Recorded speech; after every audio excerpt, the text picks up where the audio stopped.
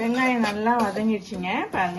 இப்போ மட்டன் போடுறோமா, ஃபர்ஸ்ட்ல கொஞ்சோண்டு நெய் ஊத்துறோமா. இப்போ பிரியாணிக்கு மட்டன் தொக்கு ரெடி ஆயிடுச்சு பாருங்க. 3, 2, 1 சமையல் நேரம்.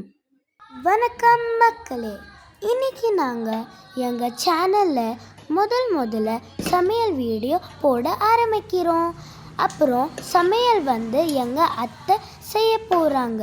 ஸோ எங்களை சப்போர்ட் பண்ணுங்க, அப்புறம் இந்த வீடியோவை என்ஜாய் பண்ணுங்க. இப்போ நம்ம மட்டன் பிரியாணி செய்ய போகிறோம்.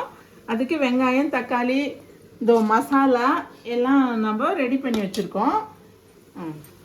இப்போ இதில் நம்ம எண்ணெய் போட்டு வெங்காயம், தக்காளி பேஸ்ட்டு, இஞ்சி பூண்டு பேஸ்ட்டு, கரம் மசாலா போட்டு வதக்கியிருக்கோம்.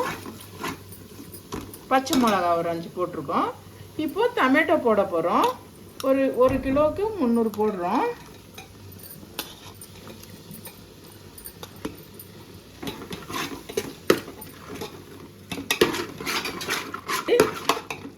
நம்ம மட்டன் போட்டு கொஞ்சம் வதக்கி விட்டுட்டு அப்புறமா தண்ணி 1க்கு 2 தண்ணி போடுறோம். பாஸ்மதினா 1க்கு 1.5 போடுறோம்.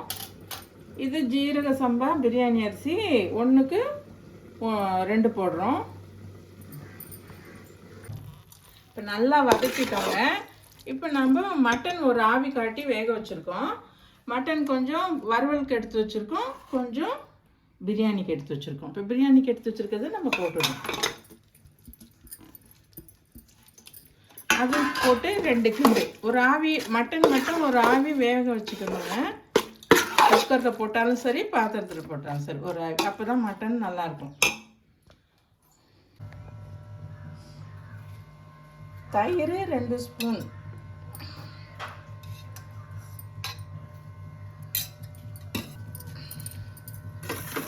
கொஞ்சம் கொத்தமல்லி, கொஞ்சம் கருவேப்பிலை, அவ்வளோதாங்க. நல்லா வதக்கி விட்டுக்கிட்டு நம்ம தேவையான அளவு தண்ணி, 1க்கு 2 தண்ணி. சாதாரண பாஸ்மதி இல்லை, பிரியாணி அரிசி, ஜீரக சம்பா. ஓகே, தேங்காய் பால் கொஞ்சம் நாங்கள் போடுவோம். அதை பார்த்துக்கோங்க. தண்ணி கூட இதையும் நாங்கள் அளந்து ஊற்றிடுவோம் கொஞ்சம். இதில் நம்ம இதெல்லாம் ரெடி பண்ணிட்டோம் பிரியாணிக்கு. இப்போ நம்ம தொக்கு பண்ண போகிறோம், மட்டன் தொக்கு. இப்போ நம்ம இதில் கிராம்பு, ஏலக்காய், பட்டை, பிரிஞ்சி எல்லாம் போட்டிருக்கோம். இதில் வெங்காயம் அது பொரிஞ்சதும் இப்போ நம்ம வெங்காயம் போடுறோம். இது கூட கருவேப்பிலை போடுறோம் கொஞ்சம். இப்போ இவங்க நல்லா வதக்கின பின்னால் நம்ம கரம் மசாலா, இஞ்சி பூண்டு விழுது நம்ம போடுறோம். வெங்காயம் நல்லா வதங்கிடுச்சிங்க பாருங்கள், கண்ணாடி பதத்துக்கு. இப்போ நம்ம இஞ்சி பூண்டு விழுது, கரம் மசாலா எல்லாம் சேர்த்து அரைச்சி வச்சுருக்கோம் பாருங்கள் வீட்லேயே, அது போடுறோம். இவங்க நல்லா வதங்கின பின்னால் தக்காளி போடுறோம். இது நம்ம தொக்கு பண்ணுறோம், மட்டன் தொக்கு. கொஞ்சம் கசக்கிட்டு போடுறோம் தக்காளி.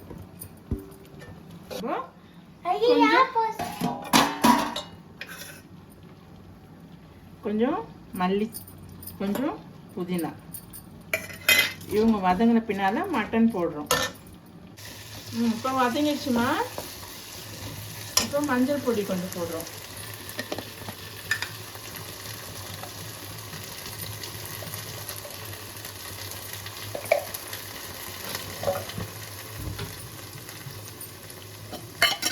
இப்போ மிளகா பொடி 1 ஸ்பூன் போடுறோம்.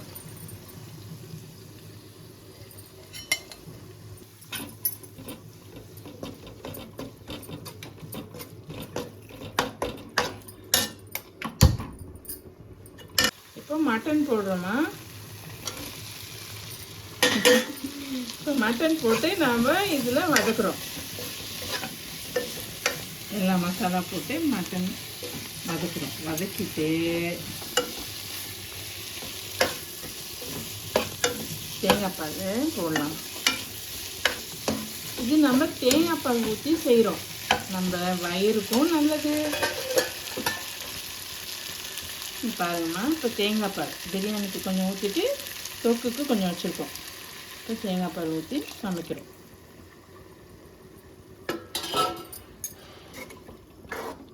இது நம்ம மட்டன் கொஞ்சம் வேக வச்சதுனால தேங்காய் பால் மட்டும் போதும்.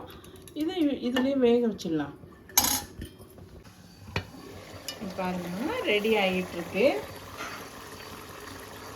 இன்னும் 5 நிமிஷத்தில் அந்த பாலெல்லாம் சுண்டிடும், தொக்காயிடும். ஓகே,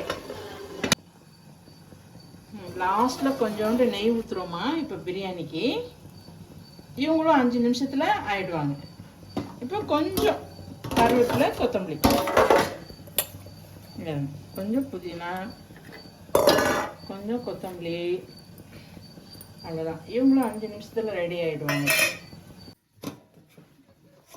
பாருங்கள், ஓப்பன் பண்ணியாச்சு. பிரியாணி ரெடி ஆகிடுச்சு. பாருங்கள் பாருங்கள், இப்போ நம்ம அப்படியே எடுக்கிறோம். பாருங்கள், அங்கே பாருங்கள் பாருங்கள், பிரியாணி சூப்பராக ரெடி ஆகிருக்கு. பாருங்கள், நீங்களும் இது மாதிரி செஞ்சு சாப்பிடுங்க மட்டன் பிரியாணி.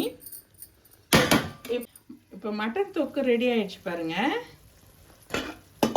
இங்கே பாருங்கள், எண்ணெய்லாம் பிரிஞ்சு வந்துருச்சு.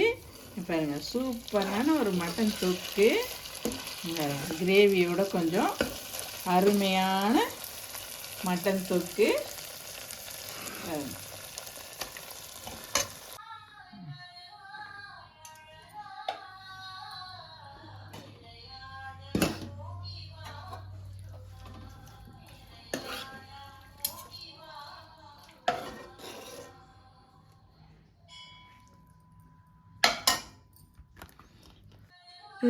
சாப்பிட நல்லா இருந்துச்சு.